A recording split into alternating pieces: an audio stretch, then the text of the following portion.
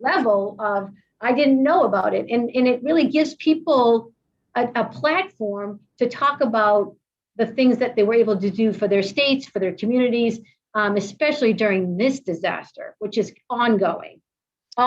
Literally my mission. Really? Literally my mission. Yes, it's been highlighting the people that we just don't hear about. These folks do not make the news because they're doing their jobs.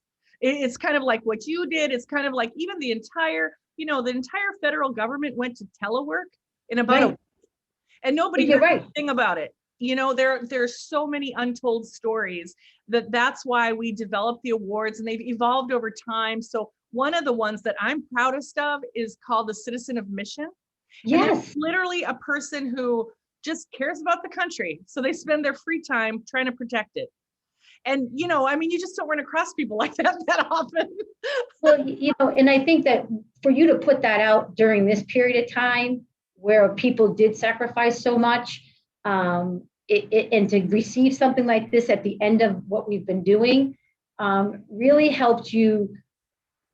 For me personally, it helped me recognize, all the good works that everybody had done where it's not recognized, right? It's part of your job. Get it done, move forward. Now we're on to vaccines. What's next? Yes. And it gave me that pause for a minute to say, wow, I can't believe all that we did in the last, 10 months.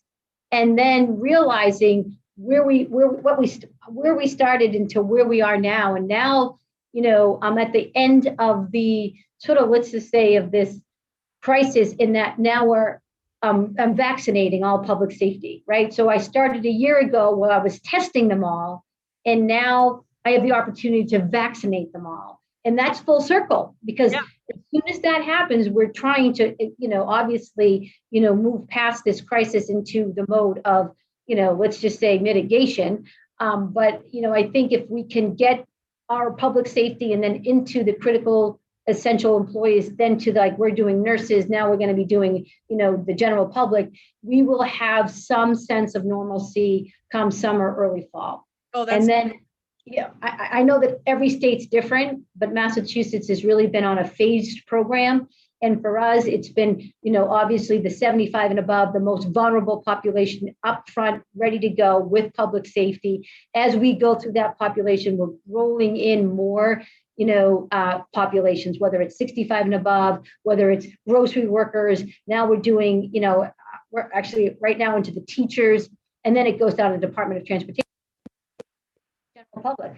And once that hits us, we can start to open where we're opening restaurants, we're opening schools, we're opening churches. Now we may even see some of our large venues open up in the fall, which is to everyone's amazement that would give us some normalcy, truly some normalcy back. We wouldn't probably open up to their capacity, but any opening is better than what we had over the last year. And to see something like Fenway Park open up for first game for a certain, we're going to have a, 10% of their, their tickets open up. The same thing with Gillette in the fall.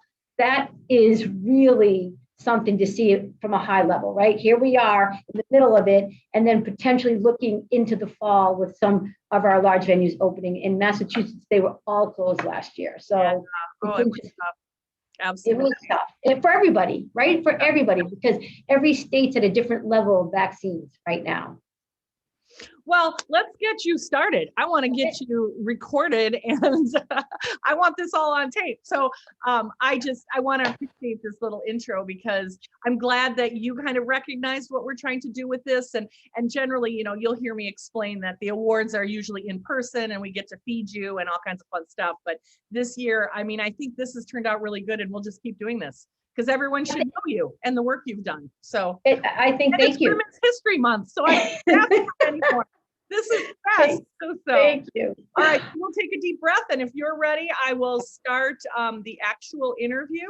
And it is the questions. I'll just do a little brief introduction, talk a little bit about why you were nominated and won, and then we'll launch right in. Okay? Great. Excellent. Thanks. Thank you.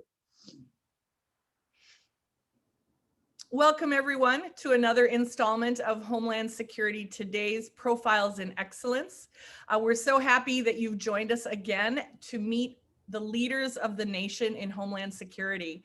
So in 2020, we all had a rough year, but as you all know, we had exceptional people who stepped up, who did their jobs, who went beyond doing their jobs and helped make COVID as pain-free as you can make a global pandemic. One of those people is Undersecretary Jeanne Benincasa Thorpe, who is the Massachusetts Undersecretary for Homeland Security and the Homeland Security Advisor to Governor Baker. So we're thrilled to have her here with us. Undersecretary Thorpe, congratulations. Thank you. Thank you. Thank you very much for all of this. This has been a very humbling experience. I found the award gave me that opportunity to pause, to see all that we have done in Massachusetts from that point forward, trying to mitigate this disaster, to provide safety to our first responders, to provide value and safety to our communities, to our citizens. But all that was done as a collaborative group of multiple agencies, and to be able to have this opportunity to talk about it today and talk about it with my colleagues in Homeland Security, which we all are now extremely busy, extremely stressed, but with the hopes and anticipation of this virus and this public health disaster coming to an end. It does give us that opportunity to work together with the next disasters that we'll be facing. Yes, well, and that was part of the reason for your nomination, because you not only have performed exemplary work during the pandemic, but you wrote most of the plans to make sure that it would all go well. So you were instrumental in kind of managing the continuum of this disaster, from the plans that were laid in place way before the pandemic ever hit to actually managing the pandemic. So you've been the hub of all kinds of critical Homeland Security challenges. So as the pandemic kind of hit and started expanding, like, how did you handle it? What were your thoughts? Well, I mean, when this hit hard, we knew we had to mobilize immediately, because EOPS, Executive Office of Public Safety, has about 13 agencies underneath that secretariat. And within those agencies, we manage all the first responders of the state, whether it's fire, Massachusetts Emergency Management Agency, the National Guard, Department of Fire Services, Department of Correction. All of those folks are under our Secretariat, Thomas Turco. With that said, we knew immediately that this was a widespread crisis and could potentially disrupt critical public safety services for Massachusetts. So from policing to firefighting to corrections, this could be a significant disaster. So our agencies, along with the statewide, we also provide services for communities. We have 351 independent cities and towns in Massachusetts. So one of our jobs too is to work with the fire chiefs and the police chiefs of all of our communities to make sure that they have the services and the resources they need to continuously serve their towns. So with that said, we knew this was urgent. We knew we had to come together as a group and provide and to continue to provide services for our cities and towns collectively. So for us, it was a mobilization mission immediately. What did we need to do? And so we opened up a unified command center within EOPS immediately. Excellent. And we have heard throughout these interviews the importance of communication and coordination, working with stakeholders. It sounds like you had a tremendous number of stakeholders to work with. How did you work with them to coordinate the response? Now, this was truly, and I'll be honest with you, truly from the top down. When this happened, Governor Baker requested all of his secretariats to his office. And Secretary Turco, who is the Secretary of Public Safety, brought me with him because of my background, because of the unique public health preparedness I had. We all, assumed all of the secretariats to his office. He knew immediately that we needed to mobilize, that we were going to create a unified command for the state. It was agreed upon that it's a public health crisis, so we were going to give it to HHS, Health and Human Services Secretary, would take the lead in the command center, where every secretariat had a seat at the table to discuss, to mitigate, to bring forth any problems that they had, any issues, any needs that they need the command center to figure out, go back to their agencies with the answers, with the responses. So immediately, right out of the gate, Governor Baker brought us together. Then each secretary had a representative on the command calls.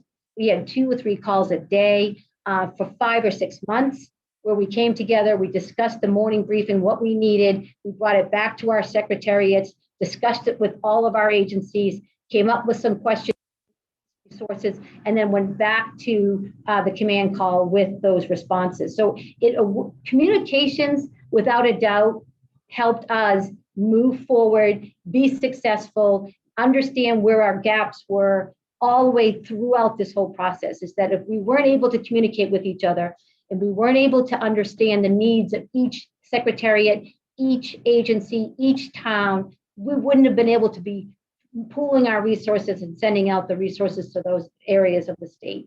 So communications by far was our success. Absolutely. So you mentioned communications. Were there other things kind of that you figured out were best practices, or things that really worked well, or things that didn't?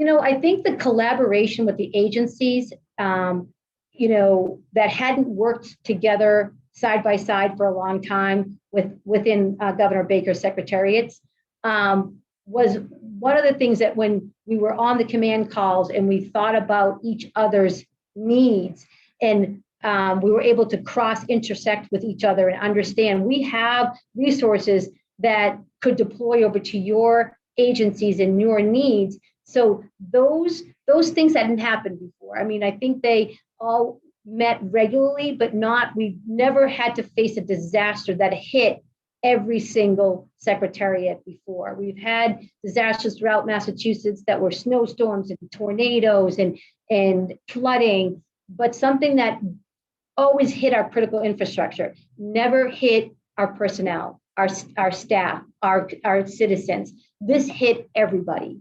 So the resources that were used in this type of disaster were very different than the ones we've used to clean up messes, to clean up flooding and tornadoes and wreckage. We were sending out PPEs. We were implementing and extracting test sites before, drive-through test sites. We had command centers all over the state. This is the difference was it hit us personally. It didn't hit us critically infrastructure-wise. So I think communications was very helpful. I think working with agencies that had different needs, such as like Department of Transportation had to shut down because their drivers or their engineers were affected by COVID. We had to shut down the schools. We had to shut down daycares across the state because they weren't safe. Where did these children go? What happened with those folks that now had to stay at home? Were they getting their jobs done? All of this was a big component on how did we continue going forward, providing services for Massachusetts when pretty much a lot of it shut down. Absolutely. And so you mentioned, having calls numerous times a day and sharing information. As you well know, in Homeland Security, sharing information has always been a challenge and an issue. What do you think were some of the keys to effectively sharing information with your groups? Was it the frequency? Was it the groups involved? I think what I've noticed, and communications for me is a big thing because I tend to over communicate, but I wanted to make sure that the information was flowing outward and that information was flowing inward. So if they had a need, I understood it, heard it, and could command up with it to get the information, to get the resources they needed. I think, as hard as it was to talk that many times a day, at the end of the day, we also knew where everybody was, what the left hand was doing to the right hand, what Department of Corrections was doing for the Department of Transportation. Because we were talking so frequently, we also knew where the gaps were. We knew where the needs were. We absolutely mobilized Massachusetts Emergency Management to go out to those different secretariats that they hadn't really been working with in the past, mobilizing PPEs, tents, lights, because we were setting up all of these test sites. And food, let's talk about that for a minute. The critical infrastructure was there, but the deliveries and the produce and the food for food security was at its lowest. Food banks were empty. So that became something very new to us, where that became a mission in itself. was to continually serve the food banks, but allow these people to get to the food banks and distribute the food to families that were in desperate need. There were many students that went to school and that was their meal of the day. We knew that going into this, that when we pulled those students from school, who was going to feed them? So then that became a mission for Massachusetts Emergency Management, along with Governor Baker, and how do we continuously feed those folks, those vulnerable populations that were now pulled out of the general public and now at home. So that came up on a call with the communications of that the Department of Education was making known that we need to be able to feed these families who counted on the food at school. How do we do that? So the communications, again, was the key to our success. So as the pandemic evolved, would you consider kind of the food distribution network as one of the things that kind of emerged as a bit of a surprise, or were there other groups that should have been included kind of in those conversations that were added along the way? Very good question, because as the governor came and immediately put his command center instituted his command center, as we worked through our progress and worked through our problems and worked through our issues, it became evident that we were probably needing to add some folks on. And I'll be honest, we had the leaders of all of the secretaries on and some representatives, but as we hit certain components in certain times within this pandemic, we realized that we may need to add folks on, such as the Association for Grocery Care Workers, in order to understand what their needs were. We actually added the farmers, okay? The Farmers Association, like, what is it that we're missing from your stakeholders that we could help with this command? Like, what did you need? Did you need PPEs? Did you need tests? Did you need us to test all of your farmers to continue working in this industry? We also added municipality leaders. Okay, in the beginning, they weren't added because we were working through this process. Then we found out what their needs were and how they could actually help the command center by opening up test sites within their communities. So as we evolved, we realized that there were associations out there that could be very beneficial to us, as well as we being beneficial to them. Absolutely. Leveraging the groups that already have everyone you need is incredibly critical. That was a great move.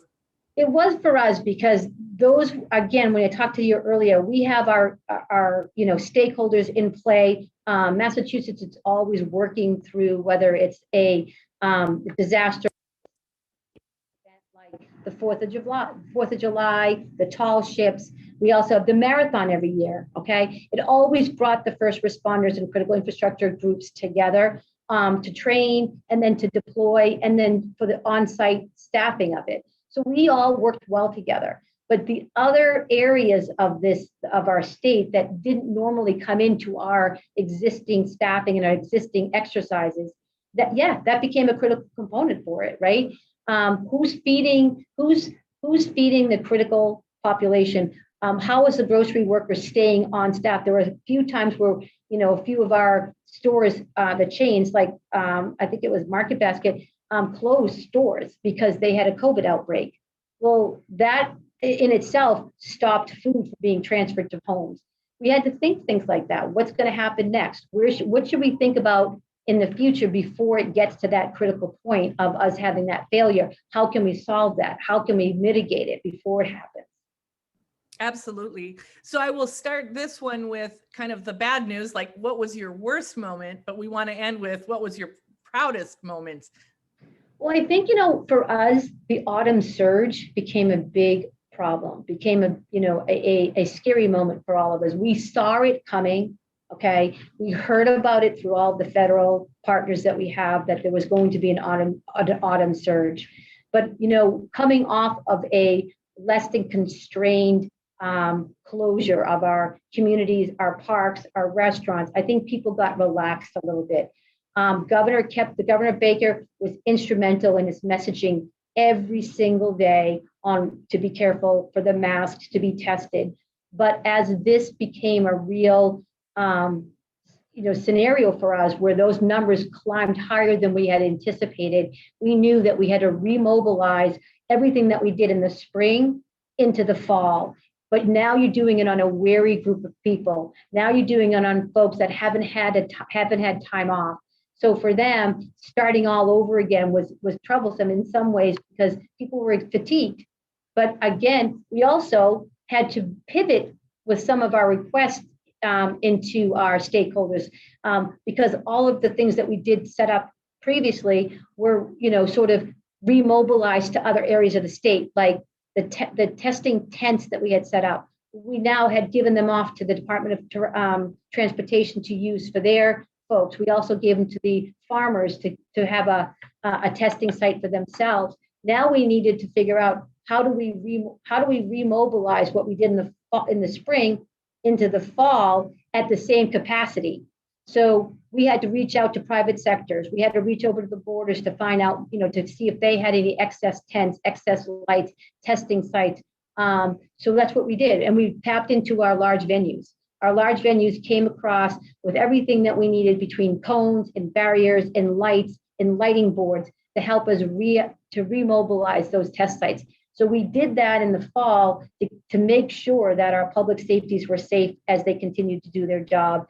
We reorganized the test sites for HHS so they continue to test the citizens, to keep those numbers down, to keep the hospitalization down. But again, those were tough days for us to sort of do this again, but at a time when we were almost fatigued. But given that we had this infrastructure done prior, to really institute it again was a success because we already knew how to do it. It wasn't, we weren't learning by trade there.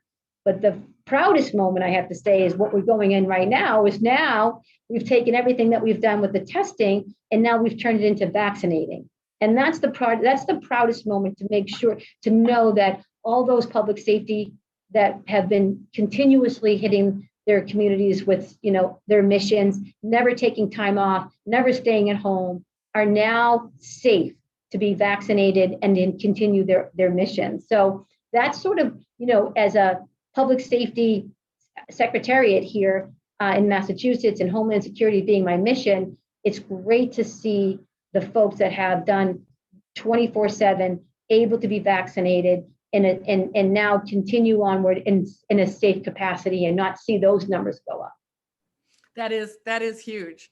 It's huge. I think people don't realize how much their governments have pivoted to allow them to have, as normal of a life as you can have in a global pandemic. I mean, we take for granted that not only did government step up, but certainly the private sector with all the delivery services and all the other things that, actually gave people employment and helped people who really should not leave their homes because they're high risk populations. So the nation really was very resilient. And as you look back, what were some of the things that you feel were instrumental that were put in place before the pandemic that really kind of gave the wind beneath your wings to make this, go as smoothly as a pandemic can go? Right. Well, it's interesting. Secretary Turco it was about 2 years ago when he came to me and asked me to be the Undersecretary in the HSA for Massachusetts. So my immediate mission when I jumped onto this role was to build upon a Homeland Security strategy for Massachusetts.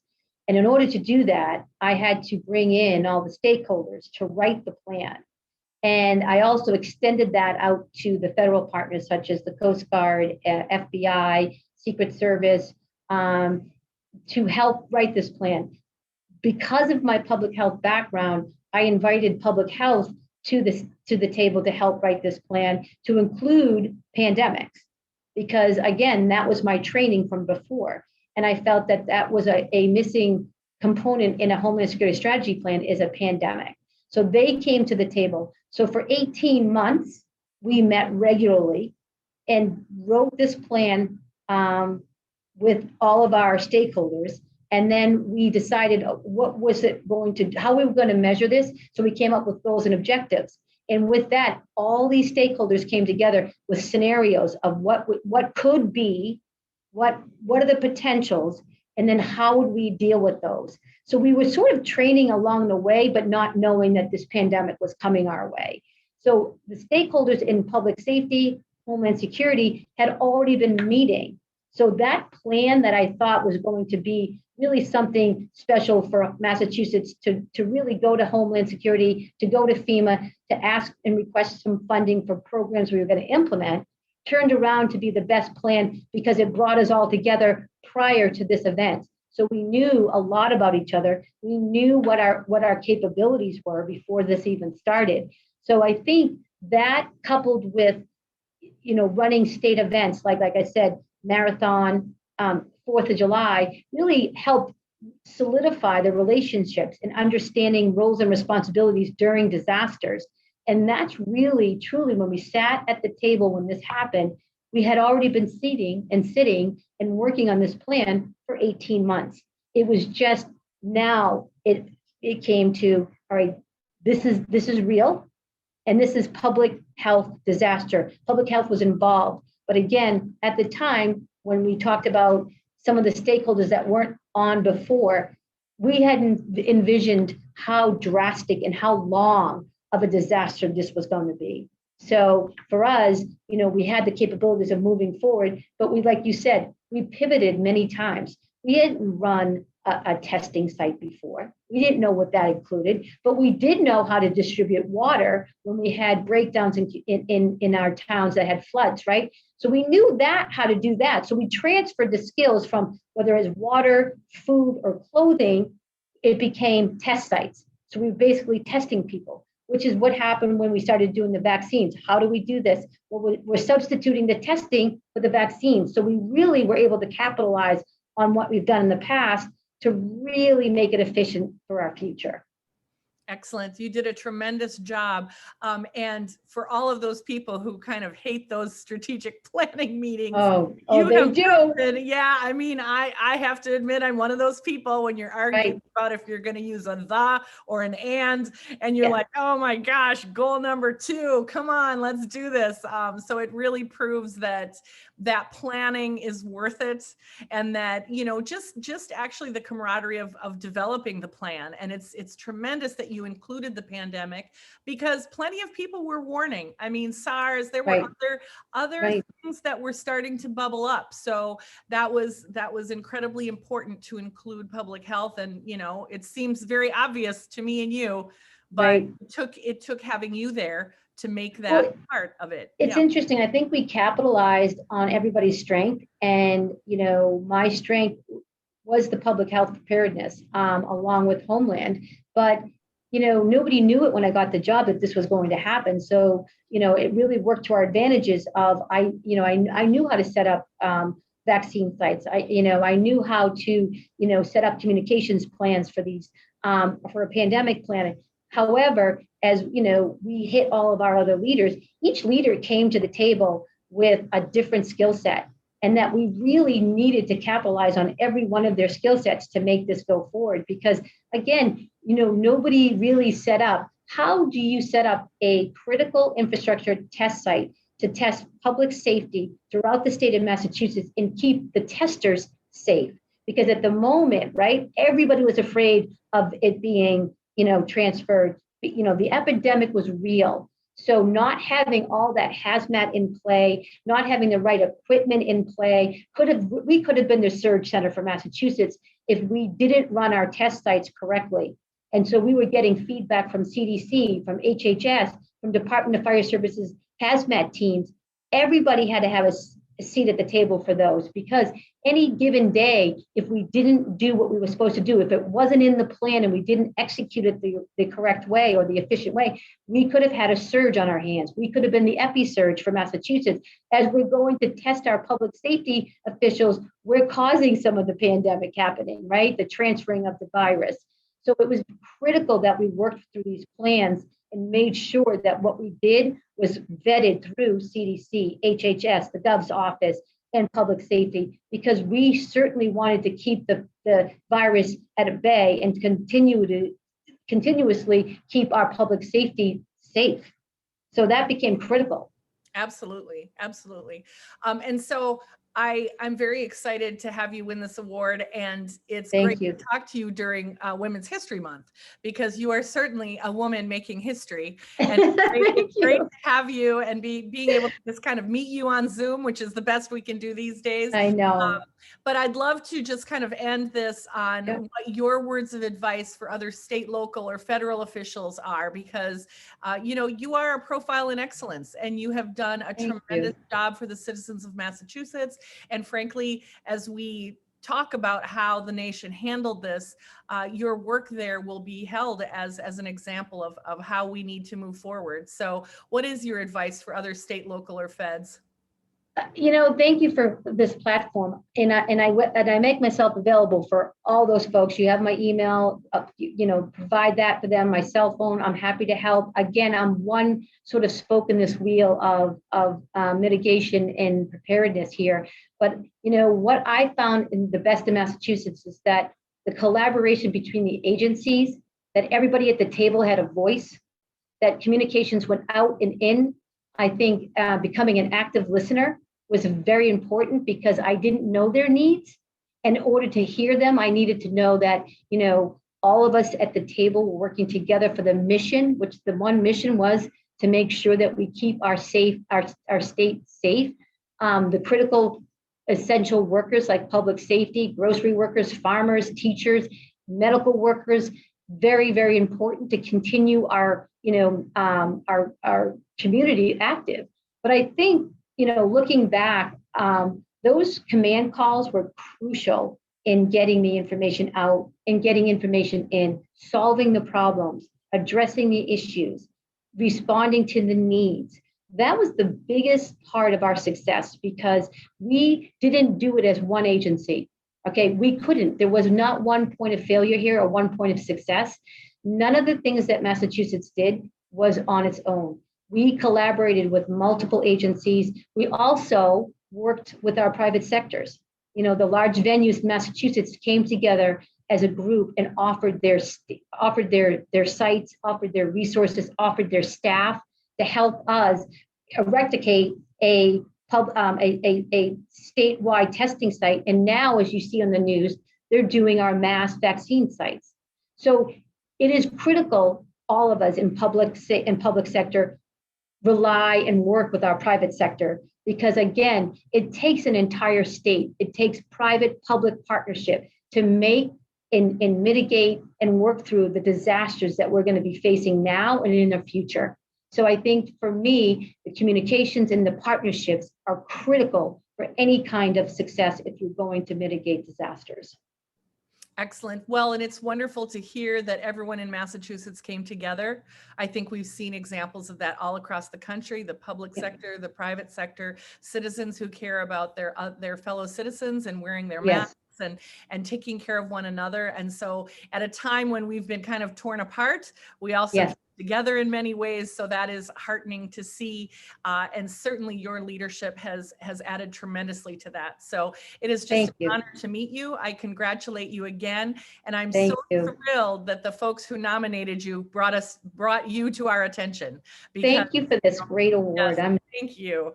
Very appreciative. Thank you. Thank you for your history of service, because your career for 20 years spanning, being a first responder yourself, really. And coming to that position, you have brought all of that knowledge and information to a tremendous response to a terrible situation. So thank you. You are an example for everyone, and you're really an example for young women across the nation who are considering public service. And in honor of Women's History Month, I want to thank you for that as well. It's wonderful to meet you, and thank you for what you do. Thank you very much. Thank you. Have a wonderful afternoon, and thank you on behalf of America. Thank you.